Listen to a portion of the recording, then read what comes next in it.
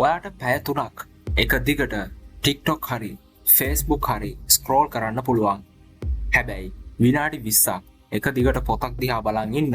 එහෙමත් නැත්නම් ඔයාගේ වැඩක් කරන්න බැරි නම් අහගන්න. ඔයාගේ මොළය සම්පූර්ණයෙන්ම විනාශ වෙලයි තියෙන්නේ. මේකට හේතුව ඔයාගේ උපතින් ආපු කම්මැලිකමක් නෙවෙයි. මේකට හේතුව ඔයාගේ මොළය චීප් ඩොපමීන් වලට ඇබ්බැහි වෙලා තියෙන එක. අද මම කියන්නම් දින 7කින් ඔයාගේ මොළය ආපහු අලුත් කරන ඔයාට නැති වුණු ඒ ෆෝකස් එක ආපහු ලබා ගන්න පුළුවන් ප්‍රායෝගික ක්‍රමයක් ගැන. මොකද්ද මේ ඩොපමීන් කියන්නේ?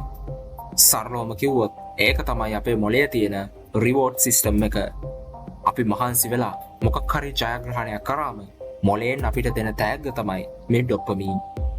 හැබැයි අද සමාජයේ නිර්මාණය වෙලා තියෙන්නේ ඔයාට කිසිම මහන්සියක් නැතුව මේ සතුට ලබා දෙන්න.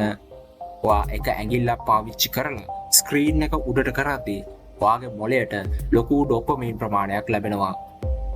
ඉතින් මොළය හිතනවා කිසිම මහන්සියක් නැතුව මට සතුට වෙන්න පුළුවන් නම් මම මොකටද පැය ගාණක් මහන්සි වෙලා වැඩ කරන්න කියලා. මේක තමයි ඔයාගේ කම්මැලිකමේ ප්‍රධානම රහස. The solution. මේ තත්ත්වයෙන් ගැලවෙන්න තියෙන එකම ක්‍රමය තමයි ඩොපමීන් ඩීටොක්ස් එකක් කරන එක. එහෙමත් නැත්නම් මොළයට හිතා මතාම කම්මැලි වෙන්න ඉඩ දෙන එක. මේක දවස් 7ක් එක දිගට කරන්න ඕන. මේකෙදී ඔයා අනුගමනය කරන්න ඕන ප්‍රධාන නීති 3ක් තියෙනවා. පළවෙනි නීතිය. උදේ නැගිට්ට ගමන් පළවෙනි පැය ඇතුළත කිසිම හේතුවක් මත ෆෝන් එක අල්ලන්න එපා. ඔයා උදේ ඇස් ඇරපු ගමන් ෆෝන් එක අරන් අනුන්ගේ ජීවිත දිහා බලන්න ගත්තොත් ඔයාගේ මුළු දවසම ඒ ඩොපමීන් වලට යටත් වෙනවා. ඒ වෙනුවට ඔයා ඇඳ හදන්න, වතුර වීදුරුවක් බොන්න, ටික වේලාවක් ඇවිදින්න. දෙවන නීතිය. මේ දවස් 7 ඇතුළත ෂෝට් ෆෝම් කන්ටෙන්ට් බලන එක සම්පූර්ණයෙන්ම නවත්වන්න. TikTok, Instagram වල Reels, YouTube Shorts මේවා තමයි ඔයාගේ ඇටෙන්ෂන් එක ස්පෑන් කරන ප්‍රධානම ආයුධ. මේ දවස් 7ට ඒ ඇප්ස් ඔක්කොම පොඩ්ඩකට අයින් කරලා දාන්න. තුන්වෙනි නීතිය. දවසට අවම වශයෙන් විනාඩි 45 ඔයාට කරන්න අමාරුම කම්මැලිම දේ කරන්න.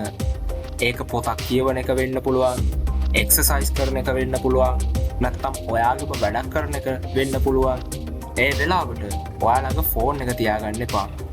මොළයට අමාරු දේවල් කරන්න පුරුදු කරන්න. ඔයාගේ සතුට ඔයාගේ කාලය තීරණය කරන්න ඕන. ඔයාගේ සාක්කුවේ තියෙන ෆෝන් එකේ ස්ක්‍රීන් එක නම් ඇත්තටම ඔයා නිදහස් මිනිස්සෙක් නෙමෙයි. ඔයා දැනටමත් වහල් වෙලා ඉවරයි. ස්ටොයිකිසම් වල මූලික පාඩම තමයි අපේ මනස අපේ පාලනයට ගන්න එක. දේවල් වලට අපිව පාලනය කරන්න ඉඩ නොදෙන එක.